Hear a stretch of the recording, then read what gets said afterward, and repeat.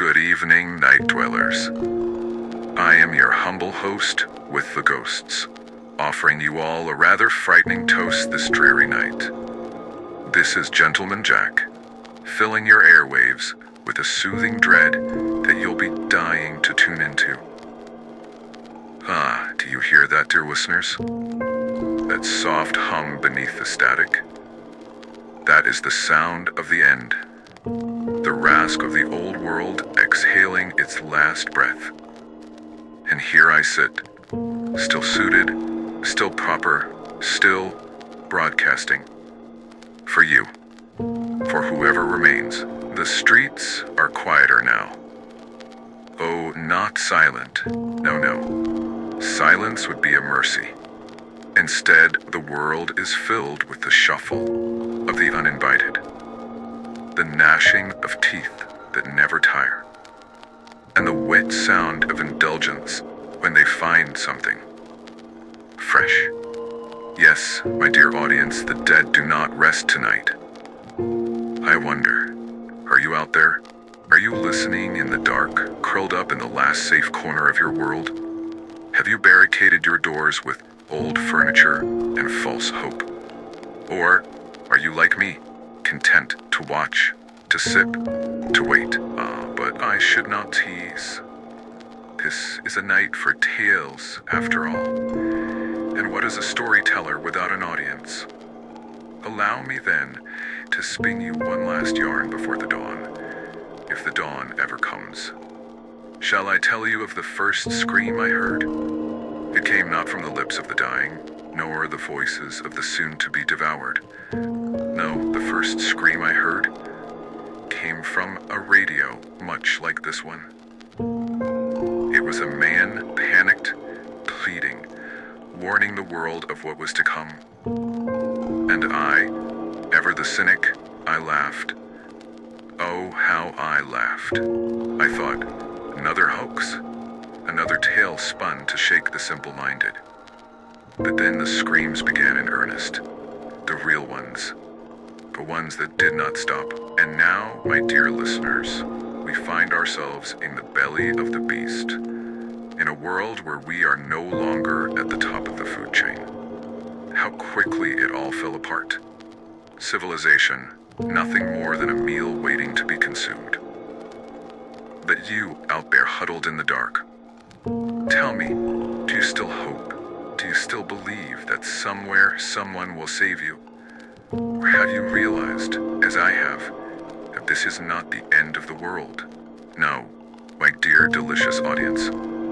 This is simply the world as it was always meant to be. I have seen them, the new inheritors of this place. Some move in packs, their heads lolling, their fingers curled like dead spiders. Others are different.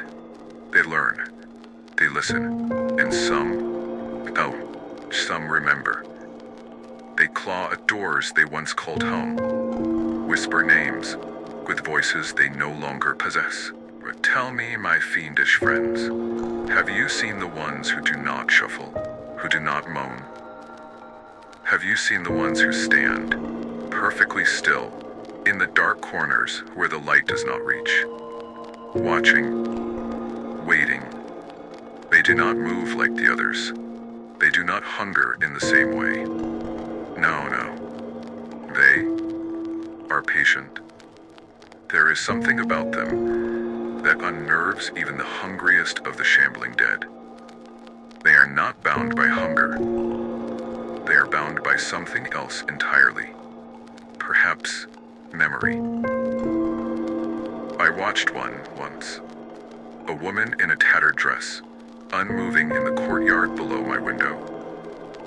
She did not wail, did not snarl. She only stared.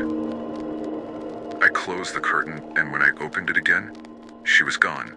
But the next morning, a set of footprints led from where she stood to my door. I did not hear her knock, but I wonder, had I invited her in? What would she have done? Perhaps you've seen them too, dear listener.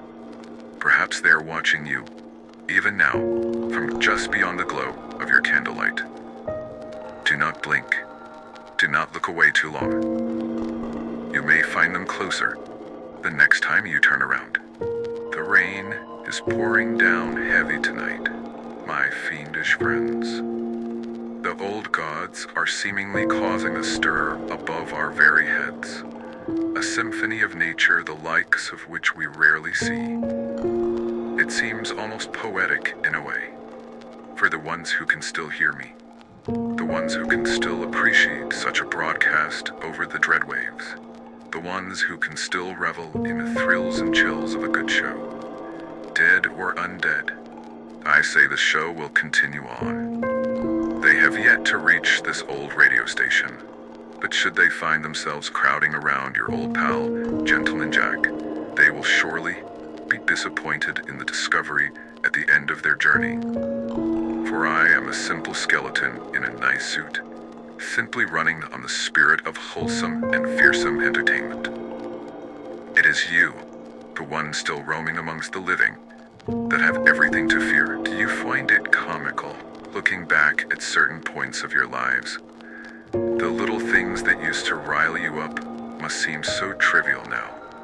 The very luxuries and pleasures the world have once given you have been stripped away, to be replaced with your original, primal settings. Finding out the different methods to survive, you and your loved ones. These beings of the dead are unlike any other predator in which man has hunted before. As in the days of old, man is just as much the hunted as they are the hunter. But do not feel without hope, my friends. There are those that are seeking ways of ending these creatures for good. Will it be a new weapon, capable of mass-scale destruction and havoc?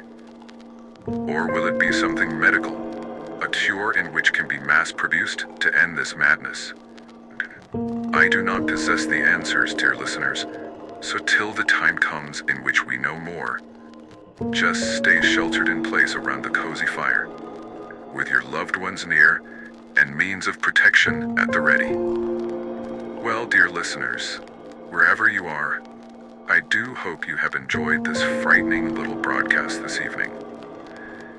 Without you all, my show would be nothing but noise across dead airwaves, forgotten across the spectrum of time and space.